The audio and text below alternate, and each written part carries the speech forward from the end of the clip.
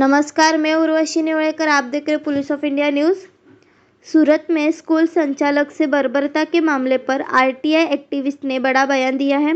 School प्रबंधक को blackmail करने वालों के खिलाफ पुलिस सख्त कार्रवाई करेगी।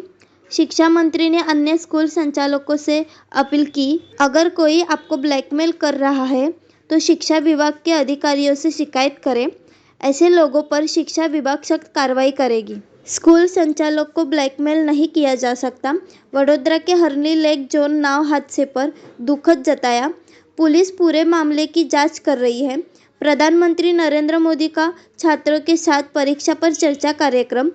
नरेंद्र मोदी देश के पहले प्रधानमंत्री हैं जिन्होंने परीक्षा के बाद परीक्षा पर चर्चा कार्यक्रम शुरू किया। परीक्षा, पीएम मोदी की सलाह छात्रों की जिंदगी बदल सकती है। परीक्षा से पहले छात्रों से संवाद बहुत जरूरी है।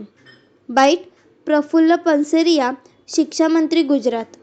યુવાનો દીકરા દીકરીઓ જ્યારે પરીક્ષાની તૈયારી કરી હોય અને દેશના વડાપ્રધાન એને માર્ગદર્શન આપે, એમની સાથે વાત કરે અને પૂરા ભારતની અંદર દરેક શાળાઓ અને કોલેજ એમના સુધી આ મેસેજ જાય, આ સૌથી ભારતના ઇતિહાસમાં એક મોટી ઘટના છે।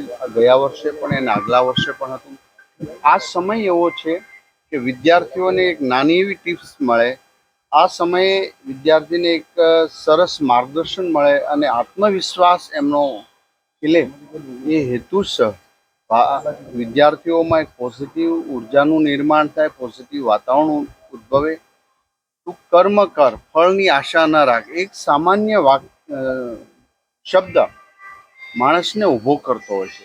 ત્યારે આવા લાખો વિદ્યાર્થીઓ જ્યારે આ એજ છે, જ્યારે એને થોડું એવું મોટિવેશન મળે તો એ ચોક્કસ પ્રકારે સફળ થતા હોય। અને મેન્ટલી રીતે અથવા તો ડિપ્રેશનમાં વગેરે ઘણા આપણા જ બાળકો હોય છે, બાળક એ વિદ્યાર્થી એ વિદ્યાર્થી હોય છે। તો આવી નાની ટિપ્સથી એમના ઘણીવાર ઉર્જાનો ખીલતી હોય છે।